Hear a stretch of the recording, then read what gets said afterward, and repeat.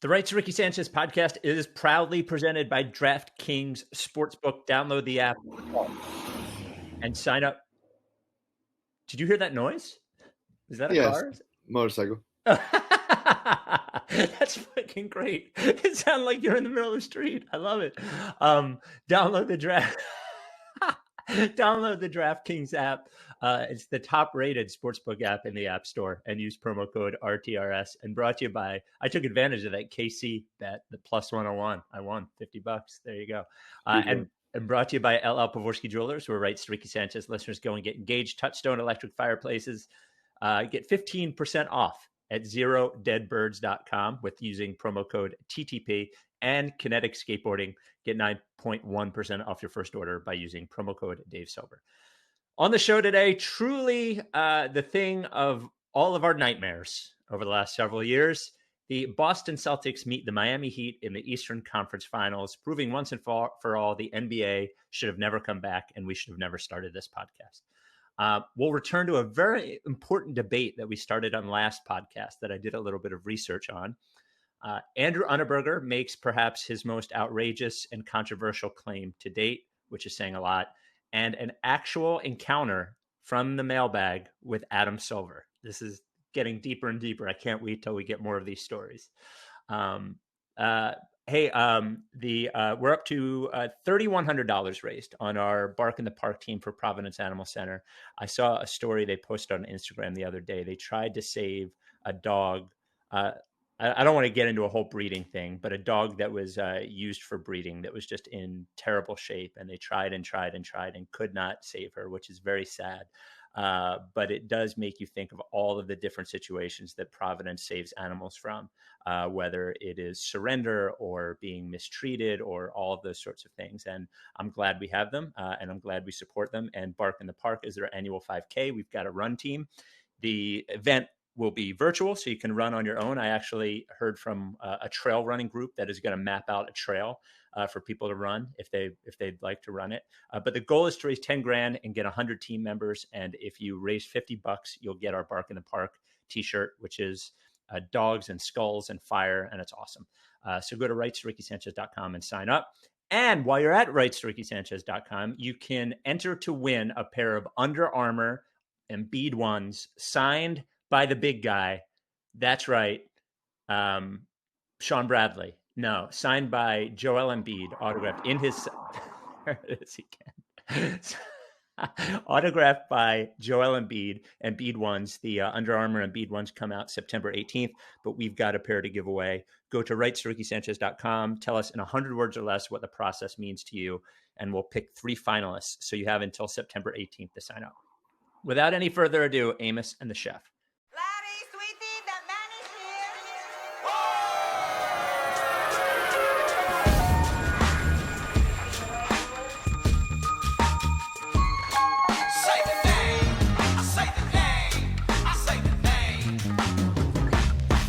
We were right, y'all.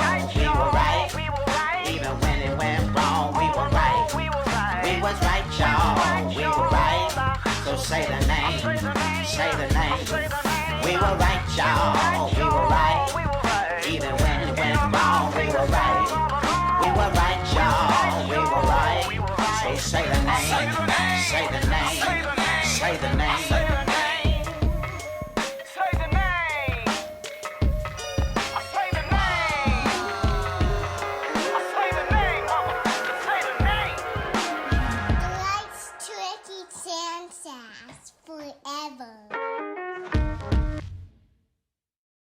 Welcome to the Rights to Ricky Sanchez podcast. I'm Spike Eskin, a guy whose along with a guy whose last hope is the Los Angeles Lakers. That's what this has come to. Mike Levin. Yeah, they look good. Alyssa is getting very fired up for a Lakers-Clippers potential Western Conference Finals, and I think she also actually demands that we do a segment with her on the podcast. So I might have to get her fired up. At the very least, her hatred for the Clippers will sort of fill that niche of just righteous anger that I think a lot of our fan base has as well. Even if you're not a Lakers fan, you can identify with the with a hatred, of course. Yeah, and I can summon up some of my Lakers dislike, and I did pick the Clippers to win the championship this year, which would be, I think, I was thinking about this. We'll get into it in a second, but the Clippers winning this championship is really the most meaningless of all outcomes, I think, because they are kind of a fake team that was just constructed. Like the Clippers winning it along with like their closing lineup basically didn't even play together this year. The Clippers winning it in the bubble would seem to be the most easily forgotten about title, like maybe ever, assuming that they don't win 4 in a row or something. It just seems like for the league, for me, I don't care one way or the other, but if the Clippers win, it just seems like sort of a easy to forget about title for me. I'm not counting out the Nugs.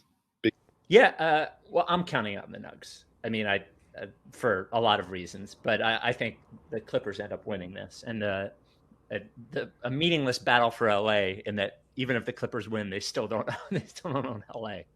But assuming that it is Lakers Clippers, I will happily have Alyssa on and maybe antagonize her a little bit. I would be happy to do that.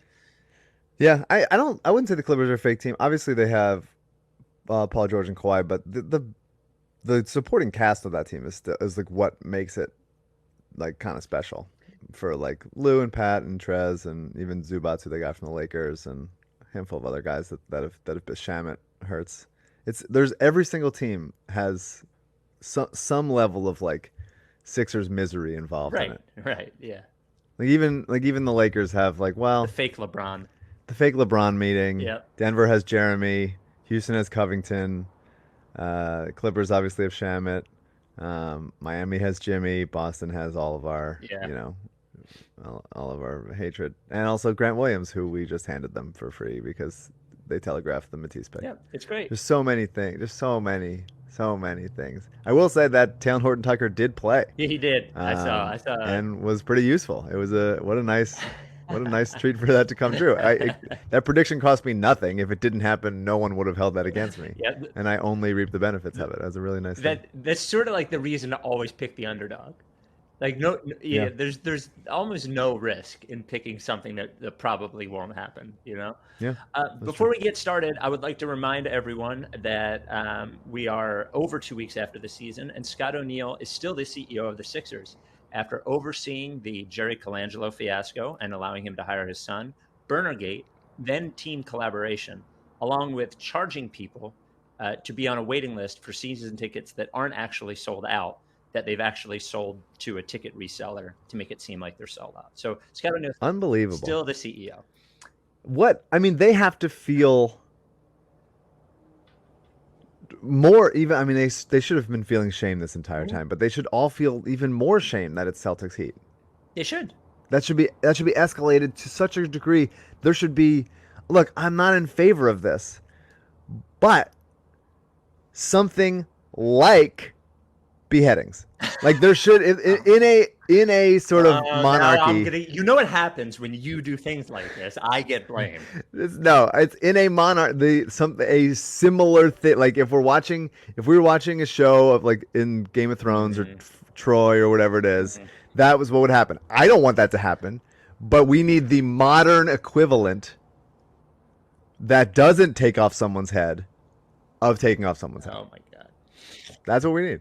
That's what it should be. What is that? People should be embarrassed. What is that? Quote tweeting them? Like, what is the modern equivalent? Maybe, I don't know. Whatever it is. Ratio? I'm not. I don't have the answer, but I'm just pitching the what we definitely. I think the modern equivalent is quote tweeting somebody and saying, "Imagine thinking this" with the clown emoji or the Mr. Rogers gif. I think that's. So Josh Harris quote tweeting Scott O'Neill saying, "Imagine thinking you still have a job."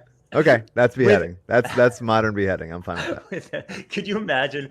I think we'd have to become a pro Josh Harris podcast, especially if he included the Mr. Rogers putting on the clown face gif. I think. Yeah. And another reminder: there still has been no meaningful change in the front office after they're saying that there would be changes, and there still have not been any official changes. Unbelievable. As you mentioned, the Heat faced the Celtics in the Eastern Conference Finals. I think you've mentioned this before, but. I want, now that it's official, I want from both of us 3 things. or 4 things. 1, who are we cheering for and why? 2, who do you think will win and why? 3, is this at all our fault? And 4, if you could pick a post-Colangelo, a post-Hinkie inflection point, which was most responsible for Celtics versus Heat in the Eastern Conference Finals, what is that point? So first of all, I think you've said this before, but just to get it officially on the record, who you're cheering for and why. Absolutely Miami. Okay. Not even close. There's practically no circumstance. I can't envision one right now, but maybe the one in the future where I will ever cheer for the Celtics. None. So while I like guys on their team, plenty of them, mostly I just hate Jason Tatum, Gordon Hayward, and Brad Stevens. Those are the people that I generally hate. And also their general vibe and Bleedo Green and all that kind of stuff. Bleedo Green, I forgot about it because our series was so quick. We didn't get to. That's right. Miami also hated a couple guys on their team. We should just hire Udonis Haslem to be the coach. He seems great. Yeah. Yeah. I mean, there's Kendrick Nunn's a bad guy. Like, there's some good, but there's likable players in Miami, and also they're not the Celtics. Like, I'm rooting for them because they're not the Celtics. And Jimmy is a guy that we once loved, and they should have just found a way to make it work. And I think that they would have if the Kawhi shot didn't go in. I feel like they would have been like, all right, we got to the conference. Even if they lost in the conference finals in like 5 or 6, I feel like they would have made it work. And like, just everybody would have been, okay, we gotta see this thing through. And it didn't happen. TNT was gracious enough to show us the Kawhi shot again last night during the game. What a treat that was. Yep.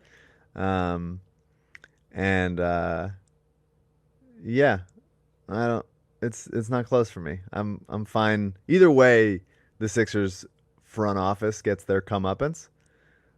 This is embarrassing for them. Whoever wins and gets to the NBA Finals from the East will be a team that was aided in large part by the Sixers. I hope embarrassed. I hope Brian Colangelo on the complete opposite side of the world is embarrassed. Has some everybody. Yes, he's not out of the woods for us. With his Illawarra Hawks or whatever that they're fucking renaming the Colangelos.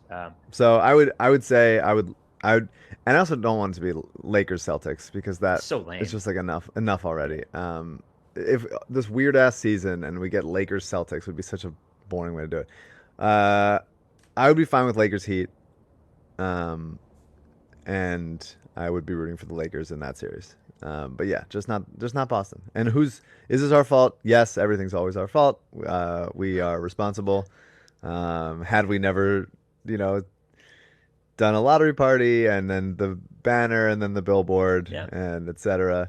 Although even with all those things, we still just said like run it back, please, because we don't trust you, and we'll get to the AU article. But and they didn't listen to us. They instead did the opposite. And so Alyssa made the point yesterday that we might need to change our intro song because we weren't right. But I'm like, no, we were right. Well, we don't like the Sixers. We didn't make these decisions. We think they're bad. Actually, there might be some news on that. I got a surprise text from Amos. That's all. Wow, Amos revoking the rights. Well, just that we're not allowed to use it anymore. Yeah.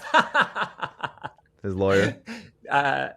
All I know is that musicians don't have a lot to do right now, and I got a text that the chef and Amos may be in the lab. That's all I'm saying. Wow. But we were right. We were right. This is not proof that we were not right. I don't think. That's right. And you're picking the Heat, or who are you picking? I'll say Miami. They look really good. I didn't believe in Miami most of the year, and then once they came back into the bubble, I watched almost all their games, and they looked unbelievable. Like they just were flying around the court. They benched Myers Leonard. Bam at the 5 is incredible. He's a great passer, and they just got enough guys that can fly around screens and hit threes. Jay Crowder hasn't missed a shot since March. Yeah. Ben Golliver's revenge. Yeah, for real. Yeah. They just look really, really good. And it's an interesting series filled with people who are not the best player on a championship team, and one of them will be going to a championship. Yeah. So either Jason Tatum or Jimmy Butler will be the the best player on a championship Well, team. unless they have to win a championship to be the best player on a championship team. I think getting to one. Nah. I think getting to one is Knicks, hard wait enough. A minute. The Knicks got to the finals with Latrell Sprewell as the best player on their team. Like Patrick Ewing? He wasn't playing. He didn't play through all the playoffs. They were an 8 seed. They got to the fucking finals. Oh, yeah, wow. it was like. Well, then Latrell Sprewell is best player. We should sign him. There you go.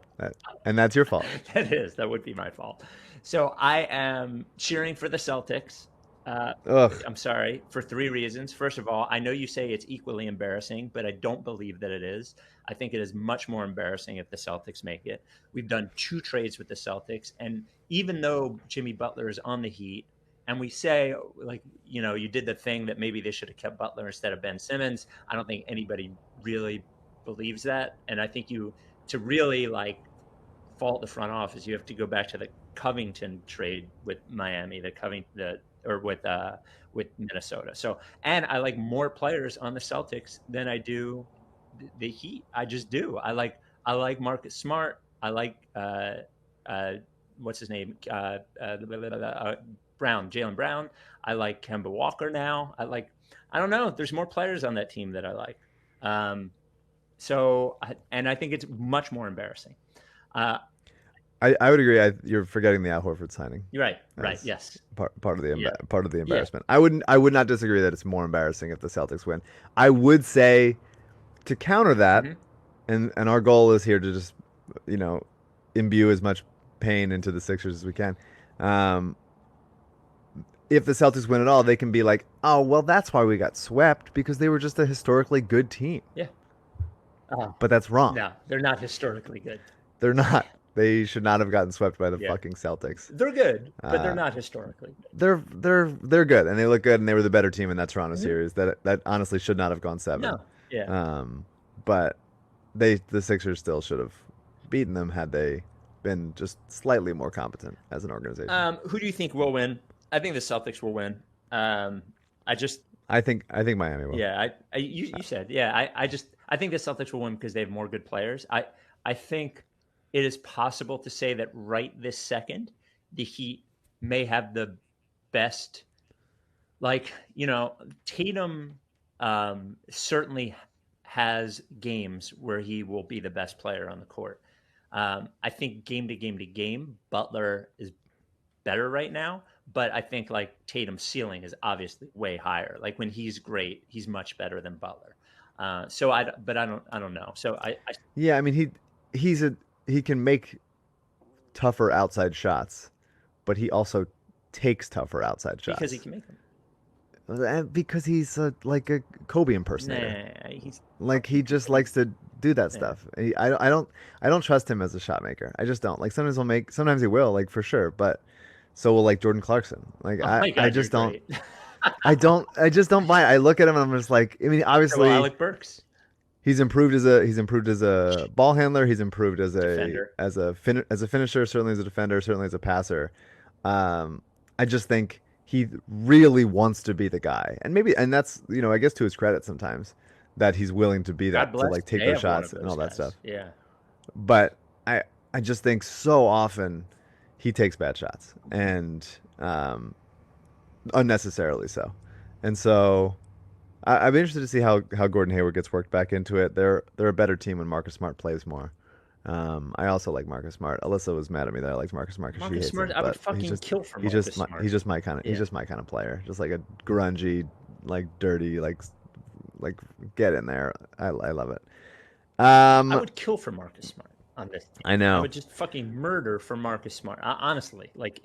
Well, Jimmy Butler kind of is Marcus Smart with better offensive ability. Yeah, but Marcus Smart's a better defender and actually plays every game and isn't a dickhead. Like the only. But he's a dickhead in a different way. Maybe not as much of a dickhead to his He's teammates. a dickhead like in the Patrick Beverly way that other players on opposing teams think he's a dickhead, but players on his team don't think he's a dickhead. He's never blown up a team. Yeah, I would just say Miami is way more rested. I would say better coached. I think they're just the better. I think they're just the better team, and I think that Bam. I like Daniel Tice. Yeah, I think he's an interesting player and he plays hard. I think I think he can't stay with Bam. I think Bam will probably get to the rim a lot and foul him out. It's interesting. It's gonna be a good series. Alyssa made the point, and I just keep bringing up Alyssa because she's the only person I see. Right. So that's right. that's what we're doing. Yeah, I get it. But she made the point. She was like, "Look, obviously, the getting swept by the Celtics was bad and hard, but There's no but. ending the season so early and limiting the amount of games you had to watch is a gift. allowed you to enjoy the playoffs more and just feel a little more disaffected by every single game." And I would actually agree with that. She's so 1,000,000% right. I'd like they put us out of our misery pretty good. So that is generous of them. Yeah, I was watching both those games last night, and the first thing you do is you marvel at how much better those teams are than the Sixers. Sure. Like you're just like, oh my god, look at all the dribbling and the shooting and the hitting shots, and like it's normal. Like they hit a corner three, and you're not like, oh thank God, oh my God, that was the most amazing thing. Like it's just what they do. Yeah. But like having no horse in the race, real horse in the race, is amazing. I think it is not our fault. I don't take any blame. I don't believe in our karmic responsibility there. I think it is Josh Harris, Dave Silver, and Jerry Colangelo's fault. I was on the phone with someone. I don't think I should say who it is, but blamed us for trading up for Markelle because Brian wanted to put his stamp on the organization in a way that we weren't letting him before. God. Well, can you tell me afterwards who you're talking to? Sure. Told you that with dipshit. Because let me tell you, if that's really what happened, Brian Colangelo should move somehow to a place like that is further away than Australia. Like get him to another fucking planet. As a reminder, I definitely supported the Markelle trade because I did think he was the missing piece. I wasn't at the workout that saw him shooting like a, I don't know. Bro, we had Derek on afterwards, and he was just like, yeah, he was fucking terrible. Yeah, that was tough. And if you could, it really comes down to 2 points. But I'm curious what was the inflection point which was most responsible for this happening post Hinkie? I mean, I think very, very clearly us signing Al Horford to too much money and letting Jimmy go to Miami. Well, but for Miami, they're not here. They're not here without Jimmy. But and for to Boston, that, I don't like because I'm thinking trade or Jimmy trade. Yeah, I mean, obviously the Sixers have made a million mistakes, right. And so all of them, like death by 1,000 cuts, and then death by 1,000 like clubs in the head, and death by 1,000 like slicing your Achilles. Any number of things that the Sixers could have done in the last year could have fixed all of their other mistakes still. And that's how well the table was set for them to not fuck up. And they just kept fucking up over and over and over again. All they had to do was fuck up like 25% less. Still fuck up like 75%. Even if you fuck up 75% with what was there and the picks that they had and the guys that they had on the team, they would be fine. But they had to fuck up 100% for this to happen. And they did. And they did. Congratulations. Because that's why, like, if they simply kept Jimmy and instead of Horford signed someone else that could dribble and shoot a little bit, then obviously Miami's not here. And who knows if, I don't know, maybe Boston re-signs Horford to like 3 years, 100-some million, and they didn't want to give him that 4th year. And so they might have just kept him. And so maybe he just declines on Boston. What a nice thing that would have been. But before we get to a great relationship advice email, our sponsor, LL Pavorsky Jewelers, I'm looking at his Twitter right now. So the original sponsor of the Ricky has changed his profile picture to our Rockets podcast logo, has lick face in his bio. This is a grown man with a business of over 30 years, a successful business, has sold now 193 engagement rings to Rights Ricky Sanchez customers. He says, I am so happy to announce number 193 engagement ring customer. We had a great time selecting the ring with some FaceTime help too. This is just a wonderful family of trusters. TY, comma LL. Puts periods in between the L's too. So He loves it. there you go. The original sponsor of the Rights to Ricky Sanchez podcast has, as he mentions, has helped 193 listeners of Rights to Ricky Sanchez listeners get engagement rings. Has helped countless others get other jewelry. Before you know it, it's going to be fucking Christmas, and then it's going to be Valentine's Day, and you got anniversaries and birthdays and all that kind of stuff. He's your guy. The thing that I always say about like the thing with a jeweler and a lot of our sponsors is once you have a jeweler, you don't have to you're done shopping for the rest of your life. You're done looking for another jeweler. And he is the best one. He's helped so many of our, even in the time I'm looking at my ad copy stuff, I have him at 167 rings. And I think I made this like a year ago. How has he sold like 30 rings in a year to our listeners? What the fuck is going on? Is he guilting people into getting married? Like what's going on here? Like he's your guy. He does appointments in store. You can see him in store by appointment only, or as he mentioned, you can do it over FaceTime. You can do it over Google Meet. You can do it over Zoom, whatever you want to do. He wants to spend time with you to get you your engagement ring. He wants to make you happy. He's that dude. 215-627-2252 is a phone number. You can email him, lee@llpavorsky.com. Or you can just tweet at him at @LLPavorsky. And a supporter of the Rights to Ricky Sanchez run team for the Bark in the Park Providence Animal Center 5K and Coded by Kids. LL Pavorsky Jewelers. Get your jewelry from an unhinged Sixers dad. That is one of your best ones. Relationship advice time. I keep my heart under my pillow with my teeth and other lies. I've been waiting on your halo just to shine the light. Just to shine the light.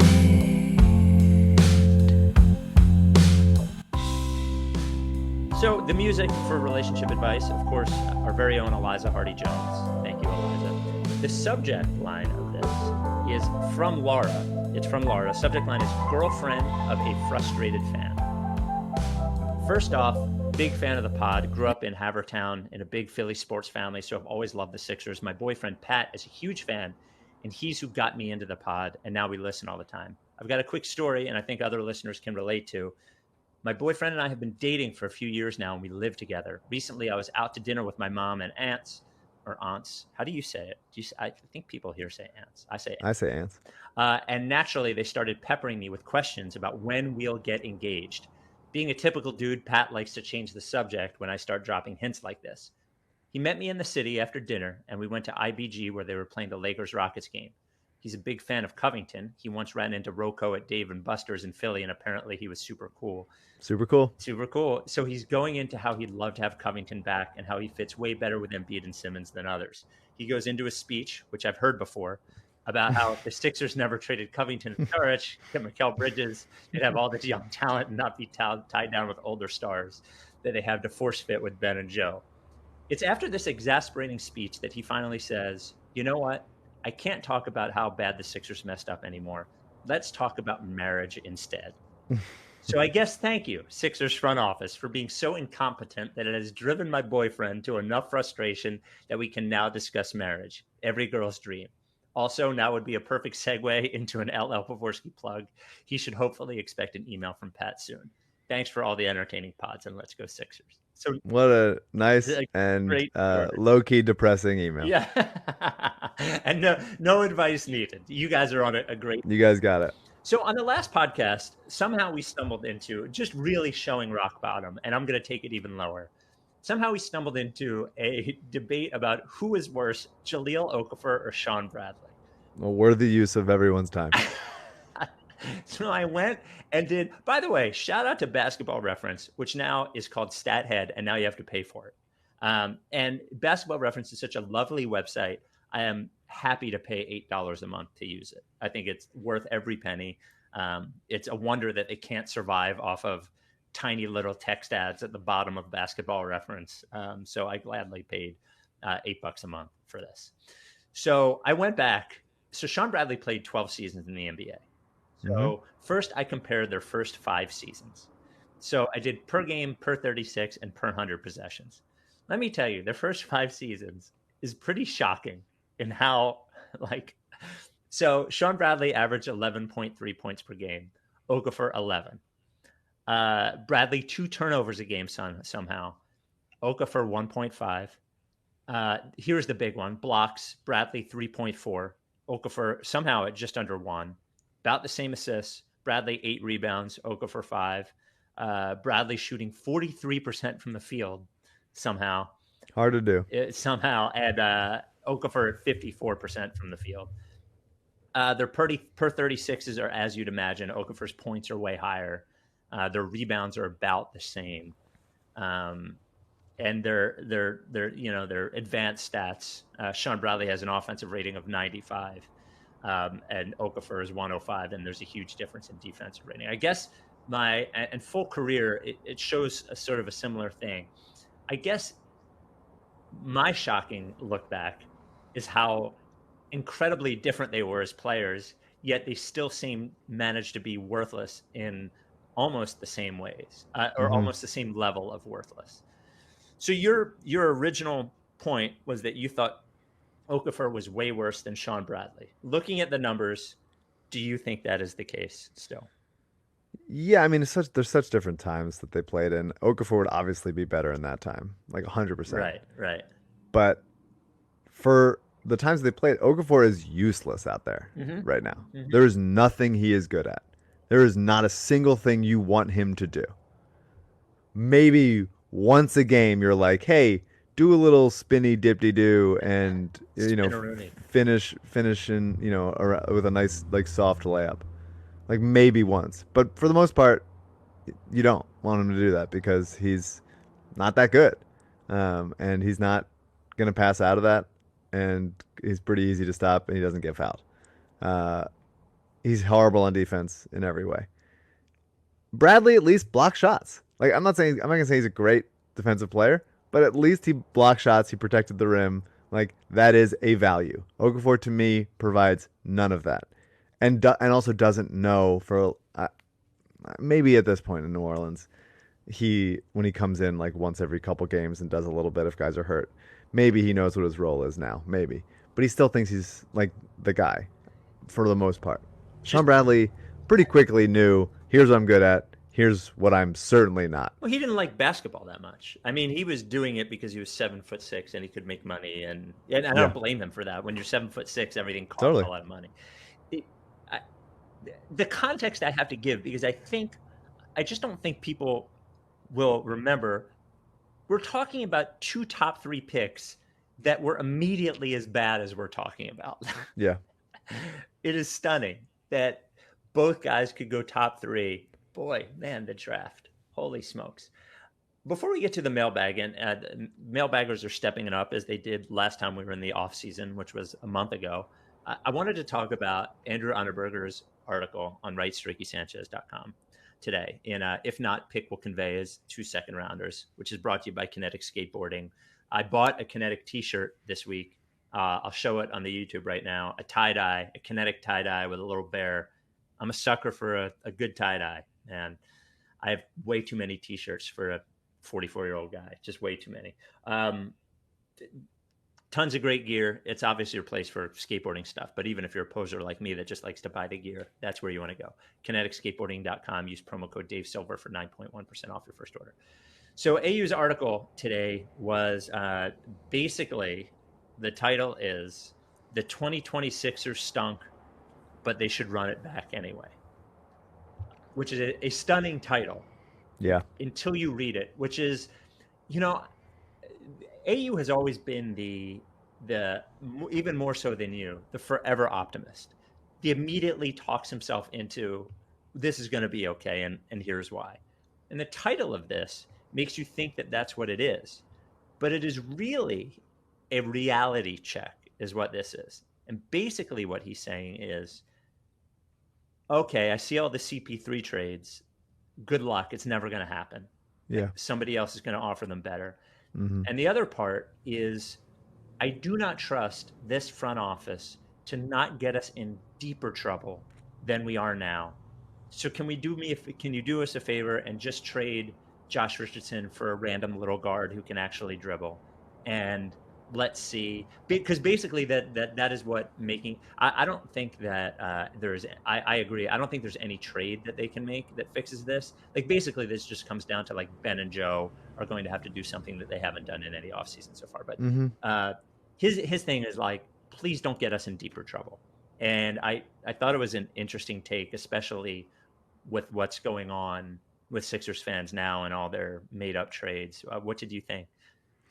Yeah, I mean, I certainly hear it. That's what we said last year. Kind of was like, hey, we don't trust these people to do a better job than what we have already. So let's just do this. And they didn't, and we're not in a good place. So I hear the idea of, all right, we still don't trust the front office. They still haven't been fired. So again, keep this team intact. And to me, I think that's putting the cart before the horse. Like, we need massive changes in the front office. That's what should happen. We should expect it. We should not rest until we get it. Yeah. Look, I guess on the off chance tricked us, by the way, into like being okay with the fact that we're even okay, fine. Elton Brand is there. Like, yes, yeah, we've granted you that. Yeah, which we shouldn't. We should not, but we are. Yep, because we like Elton as a guy, and he came onto the live pod and he threatened to, I forget what it was, maybe body slam me. And we had the crowd, or I had the crowd chant normal collars at him, and he didn't walk off right at that moment. So, that's right. Yeah. He hung tight. So, but I hear the idea of we don't trust them. Like, absolutely, I hear that. And the Horford's contract is much more palatable in a year when it's like closer to expiring, and why not just, okay, we're overpaying for a backup, but Embiid's going to miss time, so at least we have him there. And flipping Josh for a more dribbly guard is fine. I really haven't even entertained the idea of trading Tobias. I think it's impossible.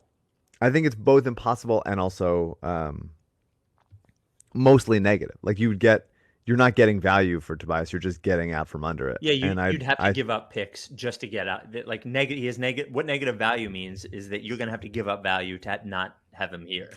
Totally. And I'd rather have him here. I would 100% rather him here because he's a good character guy. I believe in his ability.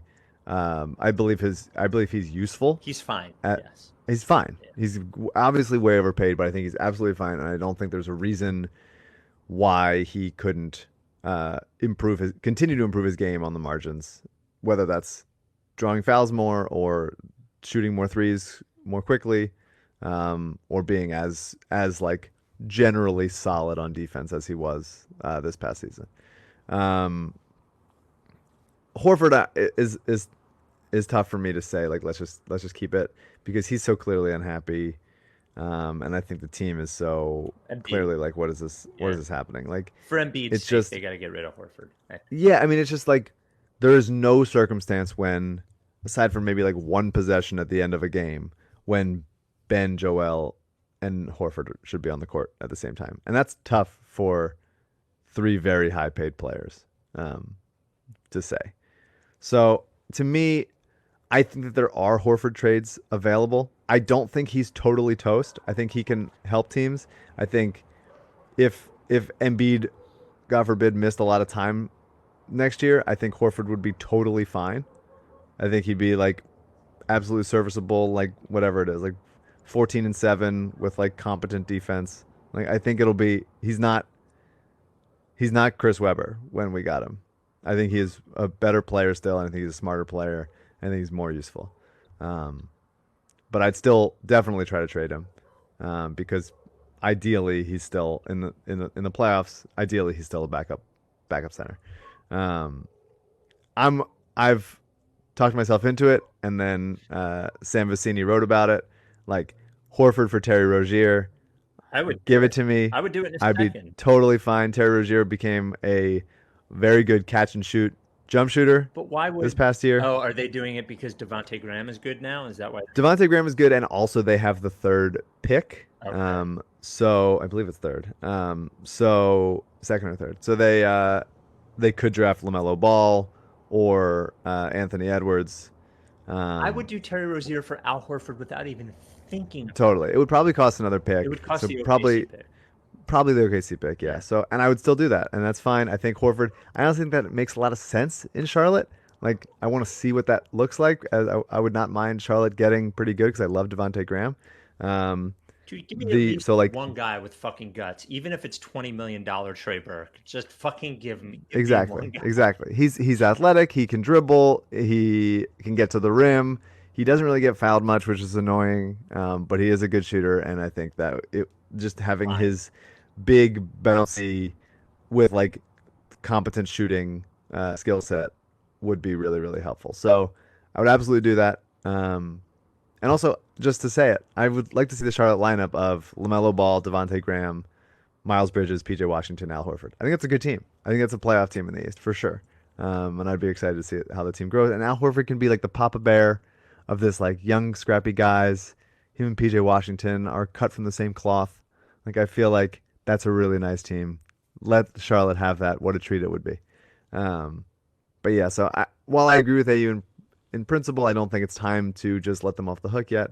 And also, I do think that there are Horford trades that would help pretty dramatically and not set us back, 5 more years from it. That's a playoff team. You're on fucking drugs. That's a playoff. I do think it's a playoff team. I do. No. I guess like a 7 or 8 seed, but I do think it's a playoff team. Not in the East. I mean, the East is going to be. Remember, like the East is going to be like better next year. Why? Somehow. 'Cause the Nets are going to be better. Okay. But Yeah. the Nets were already in the playoffs. Right, but they'll be better. I don't know. I guess. I just. I don't think it's. Who cares? I'm not arguing about whether Charlotte's a playoff. I would do. I would do Terry Rozier for Al Horford so fucking quickly. And I'll tell you what, if this happens, I haven't bought the only piece of Sixers merchandise I've purchased over the last like 4 years is a Corey Brewer jersey. If they trade for Horford, if they get Horford from Terry Rozier, I will buy a Terry Rozier jersey, actual like authentic. I'll spend $200, whatever the fuck it is, and I'll be the biggest Terry Rozier fan in the world. And shout out to Nick in Newark in the mailbag, because Nick in Newark basically asked this question that AU ended up doing. So shout out to Nick in Newark. If you want to send us emails, send it to us at writesrickysanchez@gmail.com. Remember, we would like 2 questions, one basketball, one non-basketball, or your one question has to somehow only be 50% basketball. Because then, then if you trade Terry Rozier, then Josh, you can trade Josh for like, even like I don't know, Joe Harris sign and trade or like something like that. Just like shooter that's not like totally. I mean, JJ, honestly. And then that's a team again. What a basketball team that looks like one. Terry Rozier. Let's just say it's JJ. Let's just say it's JJ Redick. Terry Rozier, JJ Redick, Tobias Harris, Ben Simmons, Joel Embiid. Can I say if they trade for Redick and he comes back, we're gonna have to squash this because I don't. It's think your thing. This town is big enough for is not big enough for the both of us right now. And well, he lives in Brooklyn. All right, so we're clear there. So Nick's non-basketball question, by the way, he says, outside of sports, do you find the entertainment you consume to be different during the season from during the off season? For example, I have noticed I am way less likely to watch horror or thriller films during the NBA season, perhaps because I'm getting stressed elsewhere. But when the Sixers aren't playing, I'll watch whatever. Do you find any difference? No, I mean, I can't think before the pandemic. I don't even know what life was like. I only consume miserable content. I just, aside from whatever my wife picks for us to watch, I only like things that are mostly depressing. So I will say she picked a show that works for both of us in that I don't like any sort of 30-minute comedy show. She's picked 2 in a row now, but the second one is Kidding with Jim Carrey, which was recently canceled, which I really have enjoyed. So would like to say that Kidding I thought was good. Have you seen that show? No, but I know some of the folks involved. I think it's really good. I thought it was really good. The second season sort of like came unglued a little bit, but I thought it was a good show. This comes from Rajiv. Hey, Spike and Mike, I have a basketball and a non-basketball question. basketball. There seems to be a lot of debate whether the Sixers should build around Simmons or Embiid, but no one has really brought up whether the right move is to move forward with neither Simmons nor Embiid. It's clear that you need elite perimeter scoring, shooting, and playmaking to win in today's NBA. Simmons is a non-shooter. His offense all comes within 3 feet of the basket or in transition, which is limited in the playoffs. While Embiid is relatively efficient from the post, but post play is not efficient in general. He can't handle double teams, and as simple as it sounds, 3 points are greater than 2. Wouldn't the Sixers be better off flipping both of them for more perimeter-oriented play? Can I tell you, I don't think bringing it up is crazy, but I do think the one variable we do not know is what the market is for either of them right now, and I have no idea what it is. So I think the market would be pretty high, but there's just no track record of, I mean, aside from, I guess, the Paul George trade, of trading a top, whatever you want to say that they are, in their prime for reasonable, fair value. There never is. Or Westbrook. Yeah, that was just dumb. Yeah. That was a bad trade. There's not. It's going to be Iverson for Joe Smith and Andre Miller. We're going to go back. You do the process for those guys, and then you back into we have Otto Porter and Thaddeus Young again somehow, and Cody Zeller. We should get Hornacek to coach him. Yeah, great. Lucius Harris somehow. Yeah, I don't think so. You could maybe convince me that if the right trade came along for one of them, that's the right way to go about it. I need to see the trade. I don't believe that one really exists. But I need to see it. But the idea that you trade both of them, there's just, especially with this front office, there's just no way you're building a sustainable winner off of it. Absolutely not. Aside, even removing the emotional attachment I have to these guys, no. I'll tell you, I would explore Simmons trades in a fucking millisecond. And the biggest reason I would not look at a trade for Embiid unless it brought back a star or something, is that I don't believe that Ben Simmons can be the best player on a championship team, and I don't think he would fetch you that player. I just don't believe in a Ben Simmons centric team. We just watched Milwaukee, who has Giannis is way better than Ben Simmons, and still you were left with this, well, who's creating in crunch time sort of thing when he was on the court. I would consider a trade for Simmons totally. I do not think the market would be. It doesn't need to be that deep. It only needs to be 2 or 3 teams deep. It actually only needs to be 1 team deep for it to work. Yeah. I hear you saying about the Giannis thing, and also you could add Harden. There was a conversation, again, Sam Vecini and some other guys were talking about it online, about why.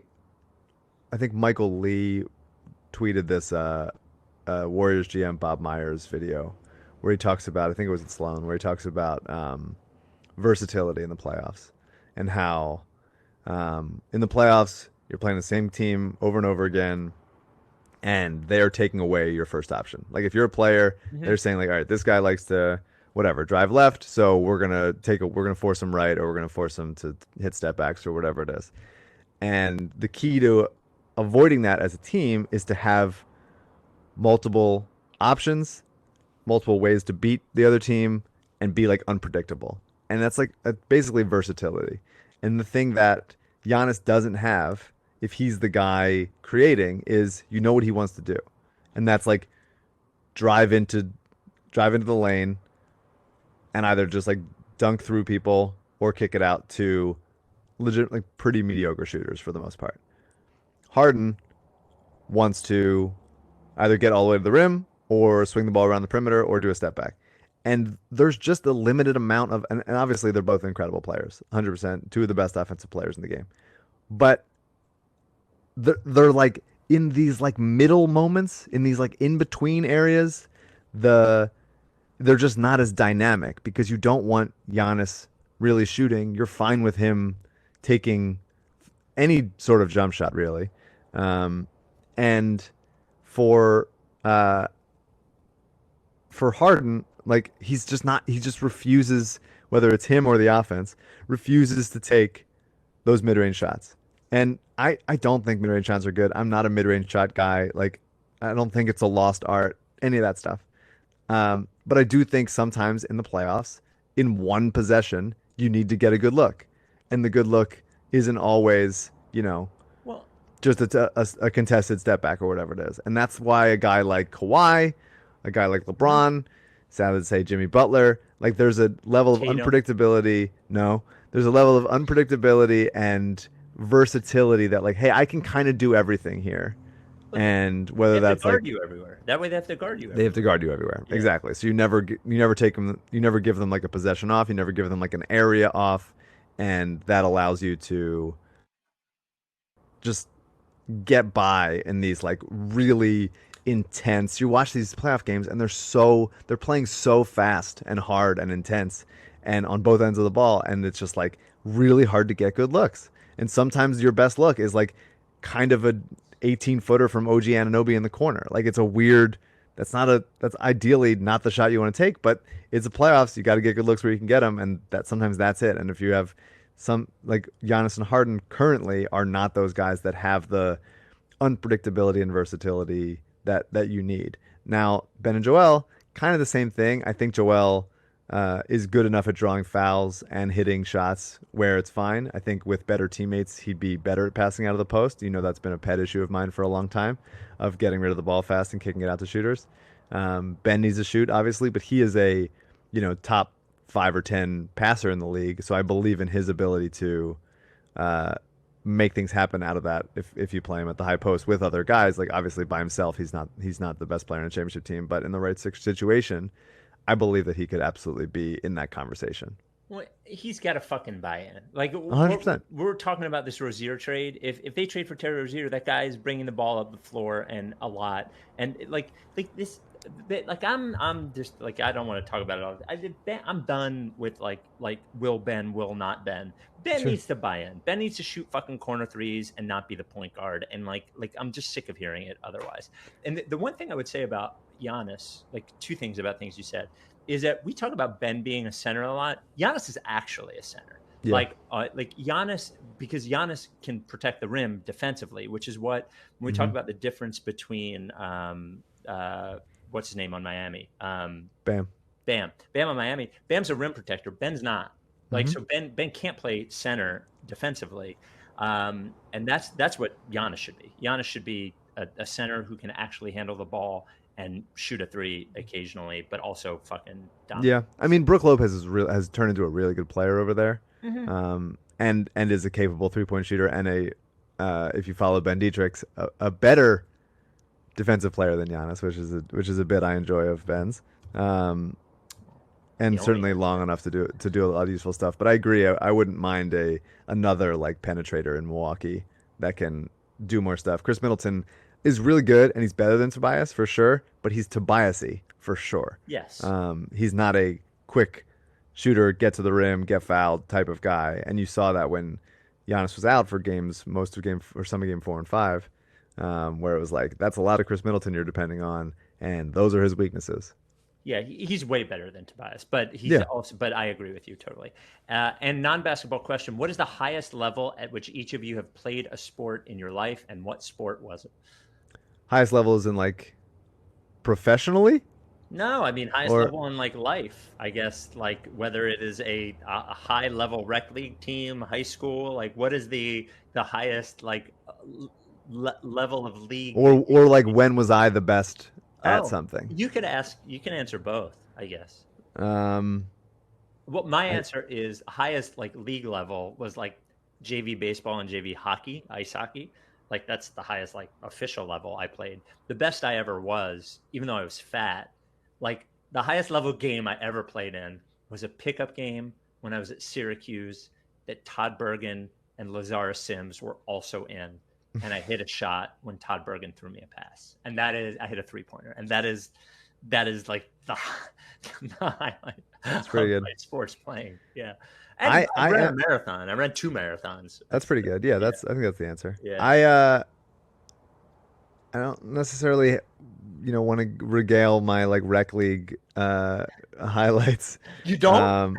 Although I've done on this podcast before. Yeah. One time I got, the time I got smushed and had to take a muscle relaxer and hit the game winner. That was tough. Yeah. I'm the best at, or at least prior to this pandemic, I'm the best basketball player I've ever been now. I think because I haven't like, this isn't to say that I'm like super athletic or fast now, but I haven't like lost it yet, or at least I hadn't prior to. So I'm still the same level of athleticism I was in my early 20s. So maybe now I'm not. But I think like right now I understand the game the most and I understand my game the most. And so I think currently I'm at the highest level, or 6 months ago I was. But that's what like simply athletic prime is when your physical prime and like is at its peak, and your mental, like the combination of physical and mental is at its highest, and that's usually like late 20s, early 30s. And as you can see if you're watching the YouTube, I'm staying ready. Got my indoor basketball right here. Very good. Touchstone Electric Fireplaces in Exton, PA is a sponsor of the Rights to Ricky Sanchez podcast. We're a huge fan of Touchstone. Frank at Touchstone has supported our charitable efforts. They are a local company, and electric fireplaces are just way better than regular fireplaces. They are more convenient. There is no cleanup. There is no smoke. You don't have to buy fucking wood. What is this? 1782? We're buying wood and bringing it into the house, and there's no dead birds in the fireplaces. Go to zerodeadbirds.com, zerodeadbirds.com. Take a look at Touchstone. Take a look at the Sideline series. Affordable, $500. Think of how much Duraflame wood you're going to have to buy if you have a regular fireplace. It's bullshit. None of that with Touchstone. Get a 50-inch for $499. Look great under your flat screen, in your living room, in your bedroom. They've even seen the 36-inch ones in bathrooms. I would also say there's certainly environmentally enough fire happening out west. Very true. It's very scary. The air quality is bad. Yeah. You don't need any more. No Get more an electric fireplace. It's better for everybody. Yep. It looks cooler. You're going to look like you're a rich person in the future with like a sweet fucking house. Talking about outside of the Sideline series, like anywhere, like up to 100 inches wide, huge. There is warmth. You control the flame just with a touch of a button. It can be recessed into the wall or not recessed into the wall. You can do it yourself. There is some good DIY instruction. If not, they'll help you out with that as well. Go to the gallery. Go to zerodeadbirds.com. Oh, and look at the reviews on Amazon and Wayfair and Lowe's.com, all that stuff. The reviews are all super high. Amazon's super high. Go to zerodeadbirds.com. Look at the gallery. Look at what you could be having by getting a Touchstone electric fireplace and fucking buy one. Use promo code TTP at checkout to save 15% off your order. They are shipping now. The warehouse is operational. Their customer support is ready for you at the website or on the phone. You'll have your electric fireplace in like 2-3 days if you order it today. So go to zerodeadbirds.com. Use promo code TTP for 15% off. Speaking of Franks, here is a question from Frank. If Brett becomes the tank commander of the Thunder, are we officially a Thunder podcast? Well, we're always kind of a Thunder podcast. Very respectful of our Thunder. Mm-hmm. I'm a big SGA guy. I'm interested to see how that rebuild goes. Be so weird if I don't think that Brett would do that. I don't think Brett is like Mr. Rebuild. Yeah, I don't think he has any interest in that. I think Brett will take a year off and then see what jobs are there next year. I think he's happy running the Australia team. I think he was here for a long time, man. Like he was here for a long time. He's also getting paid for another year, so he doesn't need to get a job. Take it easy. Maybe do. I would say I wouldn't necessarily think he would do this. If there's someone that he really respects, or maybe even Pop, I could see him going back to an assistant coach for one year or something. A lot of head coaches do that. That way you're Mike D'Antoni. Yeah, maybe he goes and be Mike D'Antoni's assistant. Flip it up. They could be part of each other's coaching tree. That sounds nice. But yeah, I mean, I will look. I just will never be able to contain my gratitude for the Thunder and Chris Paul and all those guys getting us the 21st pick Thank you. in a top 20 protected situation. Unbelievable. Couldn't have happened. It's the only good thing that's happened to the Sixers in so long. Yeah. And so I will always appreciate the Thunder and everyone involved for getting us there. So yes, absolutely. Whether Brett is there or not, 100% Thunder podcast. It was like 1-6-11 actually happening, except that it really was. It really was. And non-basketball question. I'm living in Lewis, Delaware now after a breakup in Los Angeles. Why are you telling people to buy a house here? There's nothing to do. Look, man, I don't know how old you are, Frank, but there comes a point in your life where quote unquote stuff to do is like pretty limited in its importance to you. What do you want to do, bro? Like, what are you looking to go do? There's nothing to do anywhere right now. Fucking anywhere. I'm in Los Angeles and there is nothing to do. Like, look, man, first of all, when I talk about Lewis, I talk about it as a vacation home and as a place where and what I will say about Lewis, there's plenty of good restaurants. When I say plenty, there's 5, but if you're there for a week, how many restaurants do you need? There's a beach, there's fucking the woods, there's trails. All I want to do in my life is be away from tons of other people, have everyone leave me alone, and maybe go out for a nice meal. And I don't need anything to do. What am I going to do? And if you really need an urge, if you really need to fucking do something, then drive to Baltimore or Philly for the day, and you'll see how much something to do is overrated. This comes from Michael. Spike and Mike haven't missed a single pod in 5 years. I grew up in the 70s and 80s with Doug Collins, George McGinnis, Steve Mix, Lloyd B. Free, Dr. J, Mo Cheeks, Bobby Jones, Andrew Toney, Daryl Dawkins, and finally Charles Barkley. Went to 1 or 2 games a year, heard the great Dave Zinkoff, took pics of the floor during warm-ups, used to see Dr. J and his wife at the Bala Movie Theater, met Hal Greer. Point was, I cared about this team, who seemed to generally care about us. Tuned out for 15 years. Son's born in 2000, and I full-on indoctrinate him. Jerseys, banners, posters, games. He's a music student at USC, so I go out each year. My brother went to USC. I also went to USC, at least for 1 year. And we go to Sixers games there. We text about the team, and I'm grateful for that. My question is, how do I keep him a fan with this mess? I need strategies, tactics, and underhanded, duplicitous planning from you both. He's in LA, so obviously some alternative choices. I mean, it's in your blood. You Yeah. can't deny it. He's it's either in it or it's not. You know what I mean? And if it's not, tell him to stray. Forcing him to do it. You don't want to keep somebody in a relationship they don't want to be in, right? Yeah. I mean, I don't want to look at it that way because I don't want to be in this relationship and I am in it. I'm unwell. My relationship with the Sixers is not a healthy one. As you've heard, if you've listened to every episode of the podcast for the last 5 years. But I think it's you put enough time into it, which if he's 20, then, he's put a decent amount of time into it. And if he's all in, then that's the way it goes. And I think for the Eagles and then for the Phillies in 08, like it was the promise and the hope of like when we get there, like supersedes everything else. And I don't know why we like the teams that we like, and it brings us way more pain than joy just for the idea that like true elation could one day like happen. I don't know. I don't know, but it's something to believe in and something that we feel like we can live and die with. And just knowing that if in 2047 or something, the Sixers win a championship, like it'll be the moment of our friggin' lives. Like We'll still take credit. We'll say it was the process. We'll still take credit.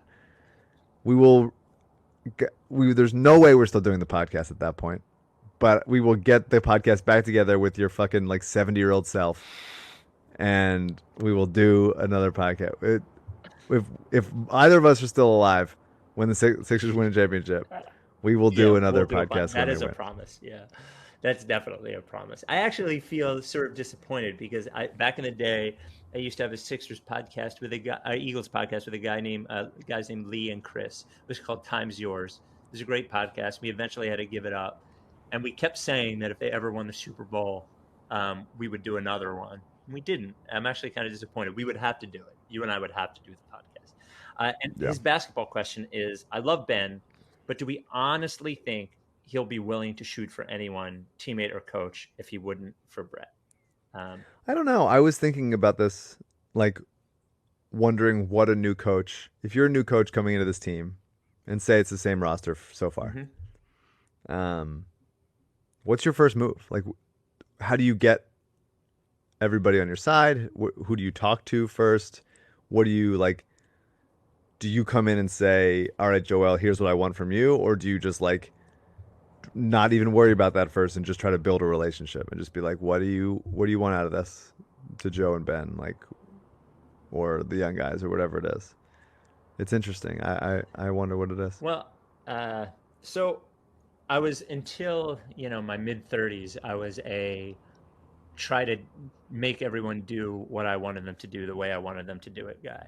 And then I got tired of that because it creates all sorts of conflict and makes me tired and all those sorts of things. And I got older and had to manage people. And it's sort of interesting because my intuition is that they need someone to come in here and say to Ben and say to Joel, like, hey, look, here's what you have to do. And if you're not going to do it, tell me, because then we'll make plans otherwise. Like Ben, here's the deal. Like, you're an outstanding ball handler and great in transition and a great passer. But here's the thing, like, the way the league is now, you can't be the point guard. And you're also going to have to shoot those open threes. And I know it's tough for you, but for you to be part of a championship, here's what you need. And Joel, like, I need you to do more than just talk about losing weight in the off season and like all of these things like that you're going to need to do. Then I think about reality, and reality is you have to find out what people are good at and only have them do those things. It's like there's a little bit of like and try to figure out what motivates them and like sort of almost trick them into doing the things that you want them to do by using what motivates them. That's what good leaders do, and that's what a good coach is going to have to do. But I do truly believe that like whoever that is and whatever that is going to have to get him to buy in to that, or they're not going to win a championship. Like, they can't win a championship with him as point guard, and they can't win a championship with him not shooting and not buying into whatever that role is. Like, I'm just watching too much of the NBA where literally every player on the court, except for Bam, who's a center, a defensive center, shoots those shots. And I'll tell you what, within 3 years, Bam is going to be shooting 3-pointers. He just will. Like that's what's going to happen. And it's just like, do I think he's going to shoot for anybody else? No, but I think he has to shoot for himself. And if he really is what he says he is, if he's really committed to a championship and committed to this city and all those things, he's going to do it. And like, there's just like no two ways about it. That's it. So the defense is great, but like, you got to play both sides of the court. So the other thing, just watching the playoffs and listening to, Duncan Robinson was on Zach Lowe, and I think I saw an interview with, I think, like Markieff Morris or something. And there's all these teams where they have like the guys, whether it's LeBron or Jimmy or whoever, and then the role players, all the role players like of the successful teams, and maybe they would say this on the unsuccessful teams also, but they didn't say it here. I know what my role is. Like, I know everybody knows what their role is. They know what they're supposed to do. They know what's expected of them, and it's very clear. And everybody is like willing to do whatever, row in the same direction for the team. We need to obviously on the pod, the Glenn Robinson III Know Your Role segment of the pod where we. That's right, and obviously Glenn Robinson III did not know what his role was. I think generally that's because think about Josh Richardson too. I think it's generally because like the Sixers didn't have guys to do certain things. And so Brett was just like, I got to try Josh Richardson as the point guard. Like, I guess I got to see what he can do if he can get to the rim enough.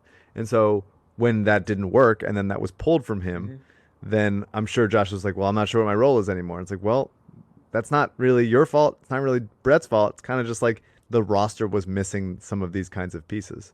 But I do think it's, if you came into this roster and say they do trade Josh and Mike Scott or whatever for a dribbling type of human, you can go to Matisse and be like, here's your role. Like, you're going to defend the best player. You're going to be havoc with your wingspan. I want you to just shoot 1,000,000 shots. And if they collapse on you, I want you to be able to drive and then kick. And then, like, work on finishing at the rim. Like, that's not that much. But he probably knows that. Like, what environment do you need to, like,